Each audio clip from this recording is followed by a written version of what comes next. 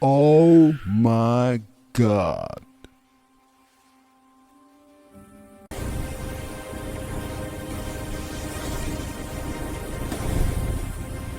The gun fired into the hot desert sky, and nobody moved. Dust Creek was a small town where everyone knew everyone else. The main street had only 5 buildings: the saloon, the general store, the sheriff's office, the doctor's house, and the train station. It was noon on a Thursday, and the sun was so hot that the sand looked like it was on fire. Every person in town had come outside to watch what was about to happen. Tommy Reeves stood in the middle of the street with his horse.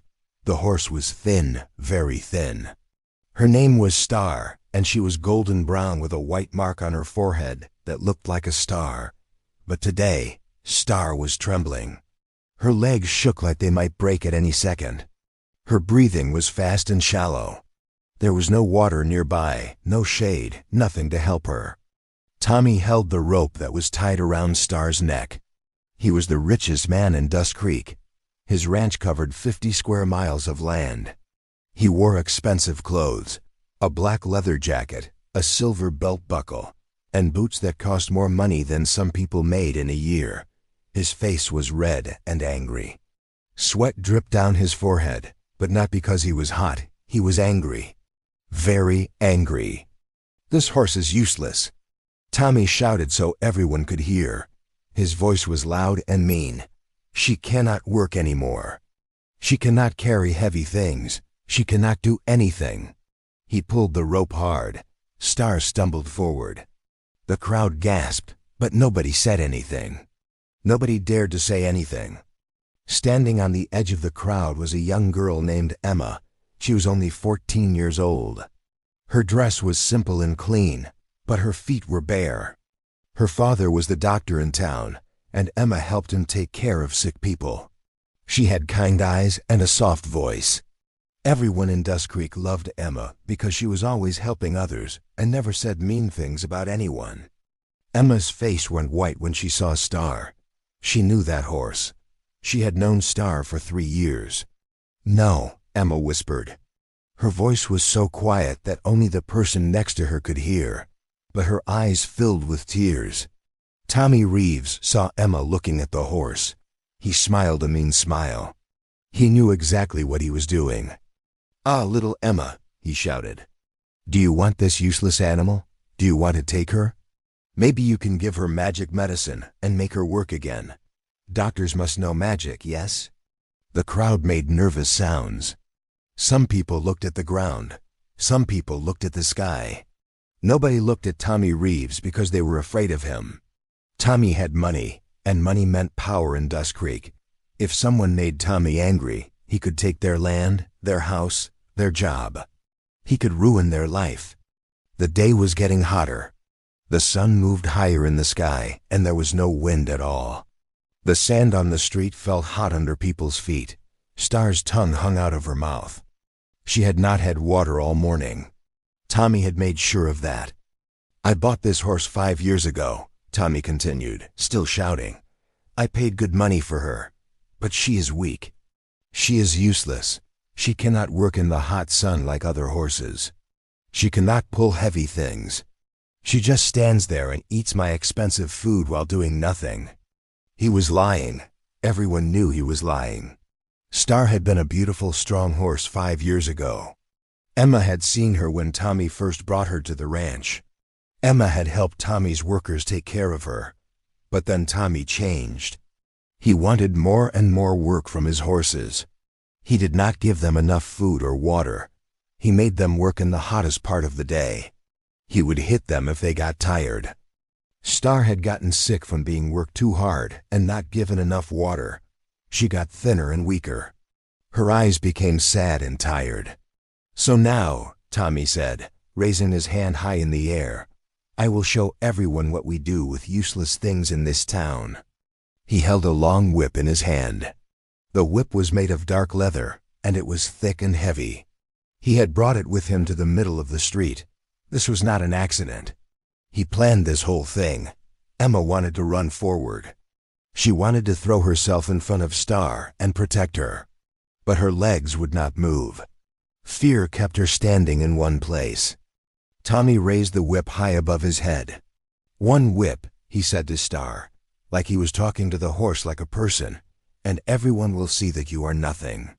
You are less than nothing. You are just old meat." The crowd was completely silent now. Even the hot wind stopped blowing. The whole town held its breath. Emma closed her eyes. She could not watch, but she could hear everything. The whip went back over Tommy's shoulder. It was ready to come down. This was the moment. This was the moment when everything would change. This was the moment when Tommy Reeves would show everyone in Dust Creek who had the power and who did not. But just as the whip started to come down, just at that exact second, something happened. A gunshot exploded through the air. The whip flew out of Tommy's hand and landed in the street 5 feet away. The leather was cut in half, just like that. One perfect shot from a rifle, and the whip was destroyed. Tommy's face went even more red. He looked confused and angry at the same time. Everyone turned to see where the shot came from. Standing near the sheriff's office was an old woman with gray hair and a rifle in her hands. She was smoking, literally. There was smoke coming from the end of her rifle. She was probably 70 years old. Her name was Sarah Colton, and she had lived in Dust Creek for 40 years. She used to be a rancher, and she could shoot better than any man in town. She had shot the whip right out of Tommy's hand from 100 feet away. Sarah walked slowly toward Tommy Reeves. Her boots made sounds in the hot sand. Click, click. Everyone could hear each step. "Tommy," she said in a low, calm voice, "you need to let that horse go." This was the moment. This was when everything would really change. Sarah Colton walked toward Tommy Reeves like she was walking through her own ranch. She was not fast. She was not running. She was walking slowly and calmly, and that made her more dangerous than any fast movement could be. Her rifle was still in her hands, and the barrel was still smoking. Tommy's face showed confusion first, then anger, then fear. He had never been afraid before. Nobody in Dust Creek had ever challenged him. He had money. He had power. He had men who worked for him and did what he said. But Sarah Colton was different. "Stay back," Tommy said. His voice was trying to be strong, but it was shaking.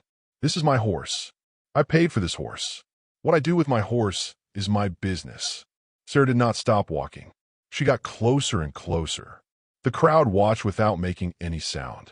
Even the wind seemed to be holding its breath. "Your business," Sarah said.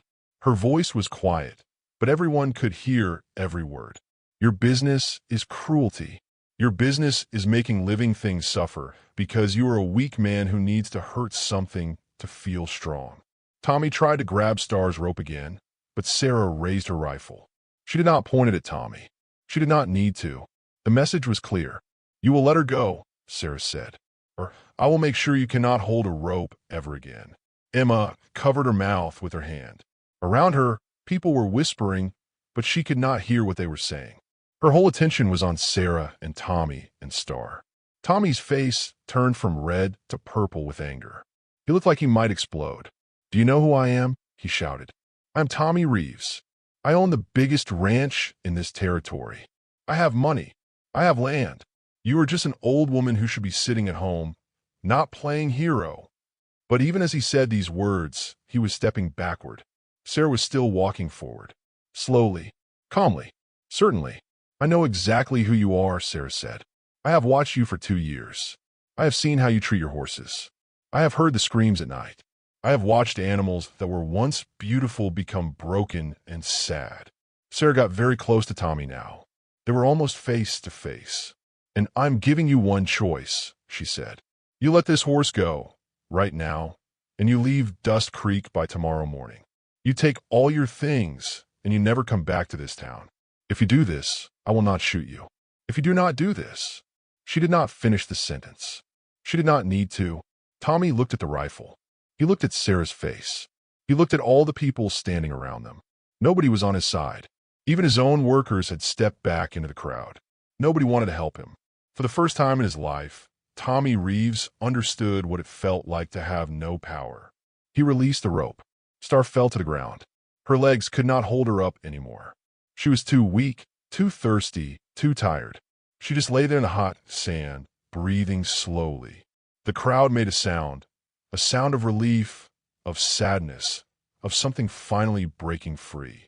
Emma ran forward. She did not care that everyone was watching. She did not care about anything except getting to Star. She dropped to her knees beside the horse and put her hands on the animal's neck. "It is okay," she whispered to Star. "It is okay now. You are safe. You are safe." Star looked at Emma with one eye. The horse did not move. She could not move. But her breathing became slightly slower, slightly calmer, like she understood that help had finally come. Sarah was still looking at Tommy. "The doctor has a barn," Sarah said. "Emma's father has already said that Star can stay there. She will get water. She will get food. She will rest and heal. And you will not touch her again." Tommy's hands were shaking. Sweat was running down his face. He looked like a broken man. "This is not right," he said, but his voice had no power now. It was just words with no meaning. "She is my horse. You cannot take what is mine." "That horse is not a thing," Sarah said. "That horse is a living being. And a living being cannot be property when it is being hurt. That is not the law. That is just what we know is right." The sheriff finally stepped forward. His name was Jack Miller, and he had been sheriff of Dust Creek for 10 years. He had been standing at the back of the crowd the whole time, watching and listening. "Sarah is right," Sheriff Miller said. "Tommy, I am telling you now, you will leave Dust Creek tomorrow morning. You will go to another town, another state, another place, and you will not come back. If you do come back, I will arrest you for animal cruelty. I have been collecting evidence for 2 years, waiting for the right moment. That moment just arrived." Tommy looked like he wanted to say something. He looked like he wanted to fight, but he was alone, completely alone. The whole town was against him. His power had disappeared in one moment. He turned and walked away toward his horse. He mounted it slowly and rode toward his big ranch on the edge of town. No one watched him go. Everyone's attention was on Star. Emma was still on her knees beside the horse. She was crying, but they were tears of relief now, not tears of fear. "It is going to be okay," Emma said to Star. "I promise. It is going to be okay." Sarah walked over to Emma and put a hand on her shoulder. The old woman looked down at the young girl and the suffering horse. There was sadness in Sarah's eyes, but there was also strength. "Help me get her to your father's barn," Sarah said. "We need to move her slowly, very slowly. Her legs are weak. We need to give her water, but not too much water at first. Too much water can make her sick." Emma nodded. She was listening to every word. Together, Sarah and Emma helped Star stand up. The horse was shaking and weak, but she took one slow step, then another, then another. It was the shortest distance in the world, from the middle of the street to the doctor's barn, but it took a long time. Star moved like she was walking through water, each step taking all the strength she had left. But she was walking. By sunset, Star was lying in the doctor's barn on clean hay. Emma had given her a small amount of water. She had touched the horse's wounds gently with medicine that the doctor gave her. Sarah sat outside the barn door in a wooden chair, watching the sky change from blue to orange to purple. Emma came outside and sat beside her. "Why did you do this?" Emma asked. "Why did you risk everything for a horse you do not even know?" Sarah was quiet for a long time before she answered. "Because I could," she said finally, "and because a long time ago, nobody did it for my horse. My horse suffered just like this one, and I never got the chance to stop it. But now I have the chance. So I did. That is all there is to it." The stars came out above Dust Creek. There were thousands of them, filling the whole sky with light. Inside the barn, Star slept. For the first time in months, she slept without fear. 16 days after Tommy Reeves left Dust Creek, Star took her first real step without help. Emma was there when it happened. She was sitting in the barn with a book, reading stories about distant places. Star was lying on clean hay, her head resting on her folded legs. The afternoon light came through the barn windows and made golden lines across the floor. Without warning, Star stood up. Her legs shook. Her whole body trembled. But she stood up on her own. Emma dropped her book and gasped. "Yes," she whispered. "Yes, Star. You can do this." The horse walked 3 steps, then 4, then 5. Each step was slow and careful, like Star was relearning how to be a horse. But she did it. She walked all the way to the water bucket and drank. When Emma told her father and Sarah about this moment, they both smiled. The doctor said it was a good sign. Sarah just nodded like she knew this would happen all along. That night, Emma could not sleep. She kept thinking about Star. She thought about the day Tommy had brought that whip to the street. She thought about all the people who had watched and done nothing. She thought about Sarah arriving with her rifle and everything changing in one moment. But mostly, she thought about how one horse could teach a whole town something important. The next morning, Emma went to the barn early before school. She wanted to see if Star would walk again. The horse was already awake, standing by the window, looking out at the town of Dust Creek. "Good morning, beautiful," Emma said. She had started calling Star beautiful every day. She wanted the horse to hear kind words. She wanted Star to understand that she was special and loved. Star turned her head. The horse's eyes were clearer now. The cloudiness was fading. The sadness was changing into something else, something like strength. Emma brought fresh water and hay. She also brought an apple she had taken from her mother's kitchen. Her mother had complained about the missing apple, but Emma did not care. Some things were more important than rules. As Emma fed the apple to Star, she made a promise to herself. A promise that she would never forget what she had learned. She would never see an animal suffer without helping. She would never stand silently while someone was hurt. She would be like Sarah, brave and strong and willing to fight for what was right. Meanwhile, in the town, things were changing. The sheriff had sent letters to other towns about Tommy Reeves. Letters that explained what he had done to his animals. Letters that warned others about his cruelty. Within days, 3 other towns sent back letters saying they had seen similar cases. They thanked Sheriff Miller for the information. The doctor had written an article for the newspaper about animal care. He explained how animals could get sick from not having water, from being worked too hard, from not having enough food. He explained that cruelty to animals was not just wrong, it was dangerous for the community. Sarah had started a group called the Dust Creek Protection Society. The group's job was to visit farms and ranches around the town. They would check on animals. They would make sure horses had water and food and shelter. If someone was treating animals cruelly, they would report it to the sheriff. People who had been afraid of Sarah before were now asking her questions. They wanted to learn how to take care of horses properly. They wanted to understand animal behavior. They wanted to be part of something that mattered. One afternoon, 3 weeks after Tommy left, an older man came to the barn. His name was Mr. Henderson, and he owned a small ranch east of town. He looked nervous and uncomfortable. "I came to see the horse," he said to Sarah and Emma, "the one that Tommy hurt." Emma nodded and led him to Star's stall. Mr. Henderson was quiet for a long time. He just looked at the horse. Star looked back at him with calm, gentle eyes. "I have horses," Mr. Henderson said finally. His voice was very quiet. "Good horses.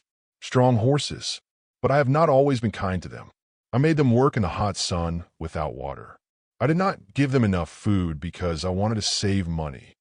He was looking at his boots now, not at the horse. "I did not know it was wrong," he continued. "I did not think about how the horses felt. I just thought about the work that needed to be done. But watching this horse, watching what happened, I see now that I was cruel. Not as cruel as Tommy Reeves, but cruel." Sarah stepped forward. "What do you want to do?" she asked. "I want to change," Mr. Henderson said. "I want to learn how to be a good rancher. A rancher who takes care of his animals. Can you help me?" Sarah and Emma exchanged a look. This was the real victory. Not punishment, not revenge. Change. Real change in people's hearts. Sarah spent the next week at Mr. Henderson's ranch. She taught him about horses. She showed him how much water horses need. She explained about proper food and rest. She showed him how to recognize when a horse is sick or tired. Mr. Henderson listened to everything. He took notes. He asked questions. By the end of the week, his horses were already different. They were more calm. They ate better.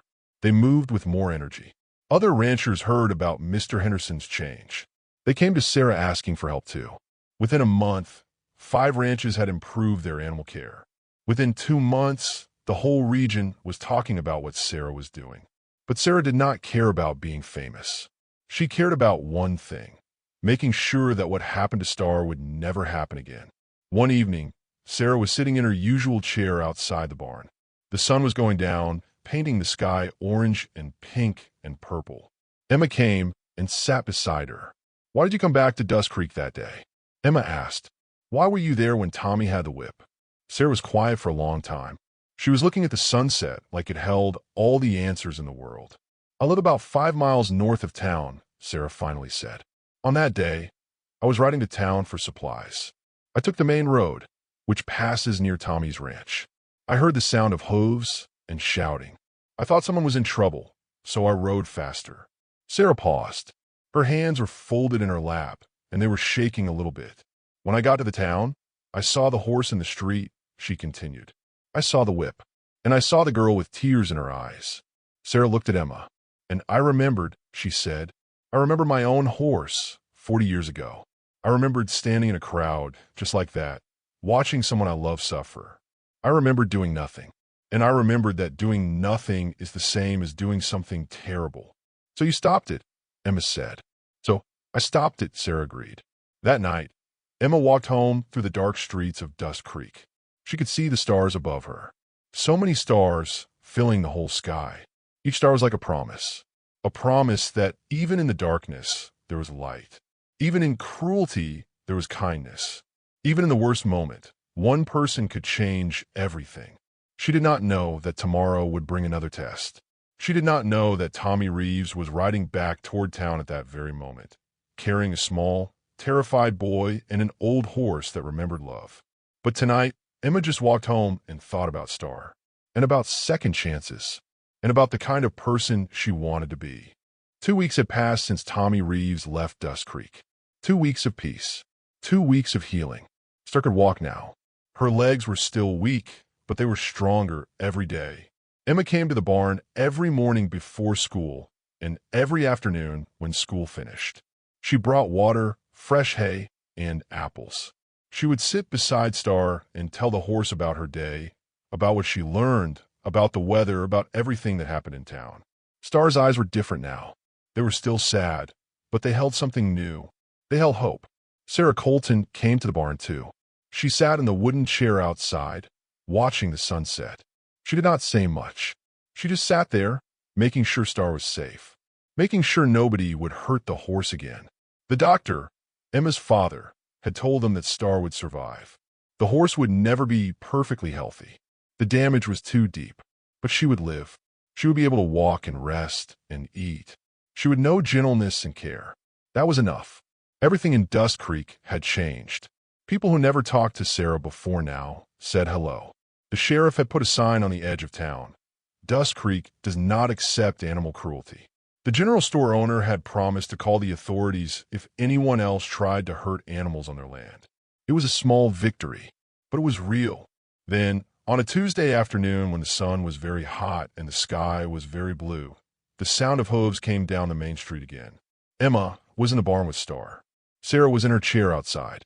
Both of them looked up at the same moment. Tommy Reeves was riding back into town, but something was different about him. He was not riding his big, strong horse. He was riding a small, old horse that looked like it could barely walk. And Tommy was not alone. Behind him, on another horse, was a young boy, maybe 7 years old. The boy looked terrified. Sarah stood up from her chair slowly. Her hand went to the rifle that always stood beside her. Tommy stopped his horse in front of the barn. He looked at Sarah. He looked at the barn. He looked at Emma's face in the window. "I came back," Tommy said. His voice was different now. It was smaller, weaker. "I know," Sarah said, "and I am prepared to make you leave again. This time I will not ask nicely." But Tommy did not move. He just sat there on his horse, holding the reins of the small, old horse. "This is my son," Tommy said. He pointed to the boy. "His name is Michael.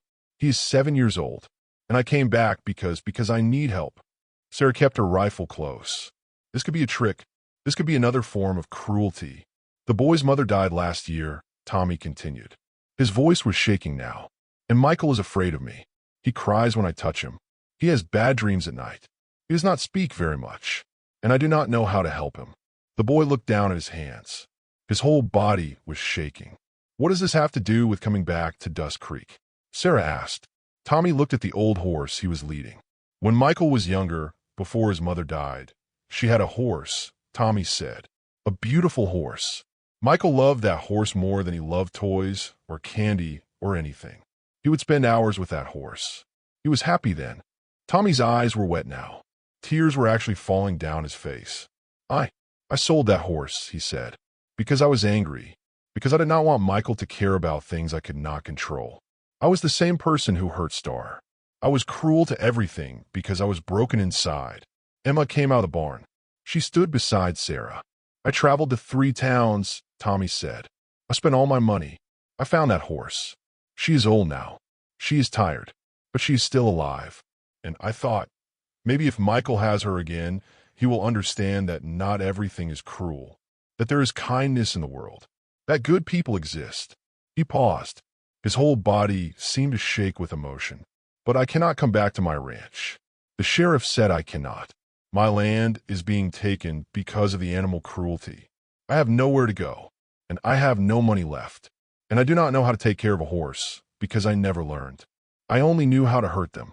Sarah did not lower her rifle, but she did not raise it either. Why should I believe you? Sarah asked.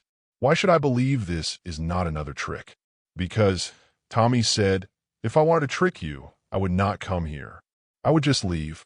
But I cannot leave my son without help. And my son needs this horse. And I cannot take care of the horse. So I am asking you, the woman I try to hurt, I am asking you to help me. The wind blew through Dust Creek. It moved the dust down the street in waves. Emma walked over to the old horse. She looked at the animal carefully.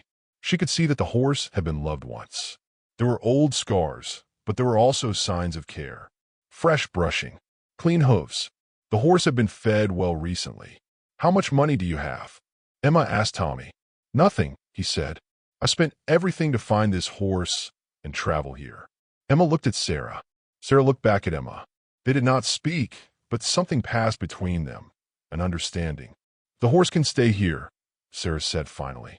Michael can come every day to care for her. You will work in town. We have jobs that need doing.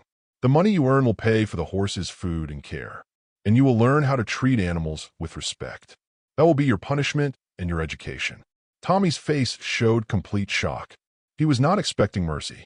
He was expecting to be sent away with his son. But, Sarah continued, if you ever hurt another animal, if you ever hurt your son, if you ever hurt anyone in this town, I will not hesitate. Do you understand? Understand, Tommy said quietly. Michael dismounted from his horse slowly. He looked at the old horse like he was looking at a ghost from his past. The old horse turned her head and looked at the boy. And something amazing happened. The horse made a sound, a quiet, gentle sound, like she remembered him. Michael's eyes filled with tears, but these were happy tears. He walked toward the horse very slowly, and he put his hand on the animal's neck. And for the first time since his mother died, Michael smiled. Emma stood beside Star and watched. She watched a boy discover that good things could still happen in the world. She watched a father begin to understand what love really meant. Sarah put down her rifle. She sat back in her wooden chair and watched the sunset like she had watched so many sunsets before. But this time, something was different about Dust Creek. This time, there was real hope. Not just for Star, not just for Michael and his horse, but for everyone in the town who had learned that day that cruelty could be stopped, that broken people could change, and that sometimes mercy was stronger than punishment. The sun went down over Dust Creek, and the stars came out one by one. 1 year had passed. 1 full year since the day when Sarah Colton shot the whip out of Tommy Reeves' hand. 1 year since everything in Dust Creek changed forever. The town looked different now. There was a new sign at the entrance, painted in bright letters. Welcome to Dust Creek, where animals and people heal together. The general store had added a section for animal supplies.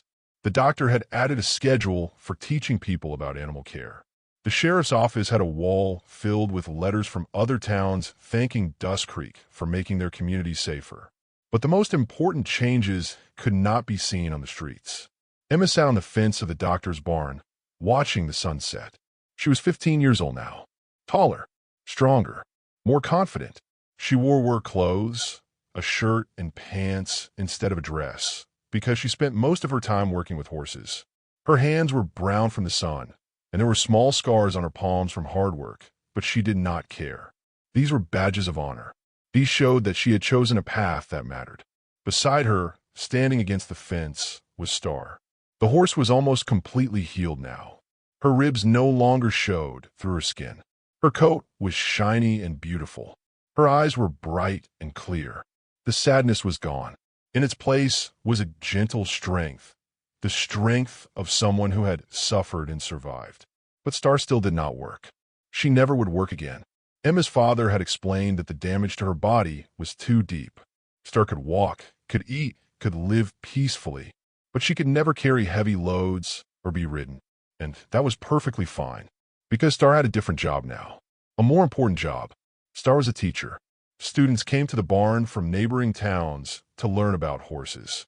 Sarah taught them how to recognize animal abuse. Emma taught them how to treat injured horses. And Star stood there, quiet and gentle, showing them what a horse looked like when it was given love instead of cruelty. Children would come and touch Star's soft neck. They would cry sometimes, knowing what the horse had suffered, and then they would understand. They would understand that their choices mattered, that kindness was more important than money or power. Star changed people's hearts, one person at a time. A figure appeared at the edge of the barn, a young boy, maybe 8 years old now, leading a horse. It was Michael, and the horse was the old one that his father had brought back to town 1 year ago. "Emma," Michael called out. "Look, she can run now. Watch." Michael released the horse's rope, and the old animal trotted around the barn. She was still old. Her movements were still a little stiff, but she moved with joy. She moved with freedom. Michael's face was bright with happiness. This was not the terrified boy who had arrived 1 year ago. This was a confident child who had learned that the world contained both cruelty and kindness, and that kindness was stronger. Behind Michael walked Tommy Reeves. Tommy was not the same man anymore. His expensive clothes were gone. He wore simple work clothes, covered in dust and hay. His hands were calloused from working on ranches around Dust Creek. His face was weathered by honest work and real sunshine, not anger. Tommy looked at Emma and smiled. It was a small smile, but it was genuine. "How is Star today?" Tommy asked. He always asked about Star. In some way, Star represented everything that he had changed. Every time he saw the horse, he was reminded of who he used to be and who he was becoming. "She is perfect," Emma said. "She is always perfect." Tommy nodded. He picked up Michael and put the boy on his shoulders. "Come, Michael," Tommy said. "We need help with the evening feeding. Sarah is waiting." They walked away together toward the barn's grain storage. Michael was laughing. Tommy was laughing too. A moment later, Sarah appeared, carrying bags of hay. She was older now. There was more gray in her hair. Her movements were slower, but her eyes were still strong, still watching, still making sure that every animal in Dust Creek was being treated with respect. "How are you, Emma?" Sarah asked, setting down the hay. "I am thinking about something," Emma said. "I am thinking about the day when you shot the whip. That day changed everything. But I did not know at the time that it would change this much. I did not know that Tommy would actually become a better person. I did not know that Michael would heal. I did not know that so many people would learn and change." Sarah sat down beside Emma on the fence. The sun was getting lower, painting the sky in shades of orange and red and gold. "Change is slow," Sarah said. "Sometimes it takes a long time. Sometimes people do not want to change. But when they do want to change, when they really want to, miracles can happen." She pointed to Star. "This horse could have died," Sarah continued. "On that day, I thought she might not survive. But she did. And not just because she got food and water and medicine. She survived because she felt love. She understood that someone cared about her. And that caring made her strong enough to heal." The wind blew through Dust Creek, carrying the smell of hay and earth and freedom. "The same is true for people," Sarah said. "Tommy was cruel because no one had shown him kindness. He did not know how to be anything else. But when you showed him that change was possible, when everyone in this town showed him that he could be forgiven and could become better, he changed. Because he felt love. Real love. Not the kind of love that lets people do whatever they want, but the kind that says, I will give you a chance to become who you really want to be. Emma thought about her father, who had opened his barn to a suffering horse and asked nothing in return. She thought about Sheriff Miller, who had given Tommy away to stay in town instead of running away. She thought about all the neighbors who could have rejected Tommy, but instead had given him jobs and chances and hope. What happens now? Emma asked. What happens 1 year from now? Or 5 years? Or 10 years? Sarah smiled. I do not know, she said, but I know one thing. Michael will remember this. He will remember that when he lost everything, people helped him. And when Michael grows up, he will help others. Emma, you will remember this too. And you will teach others. And on it will go, like circles in the water when you throw a stone. The sun touched the edge of the mountains. The whole sky became red. Sarah stood up slowly, and Emma stood with her. Come, Sarah said. We have evening feeding to do. They walked into the barn together. Michael was already there, throwing hay into stalls. Tommy was right beside him, showing him how to do it properly. The horses, Star, Michael's old horse, and several others, waited for their dinner. This was the life now. This was Dust Creek, a place where a man who once brought a whip to the town square now helped children learn kindness, where a horse that was beaten and broken now healed hearts just by existing, where a girl who watched in silence became a woman who would never be silent again, where an old woman who carried regrets for 40 years finally found peace by changing someone else's future. As the sun disappeared completely, the stars came out. Thousands of them, millions of them, each one burning bright in the darkness.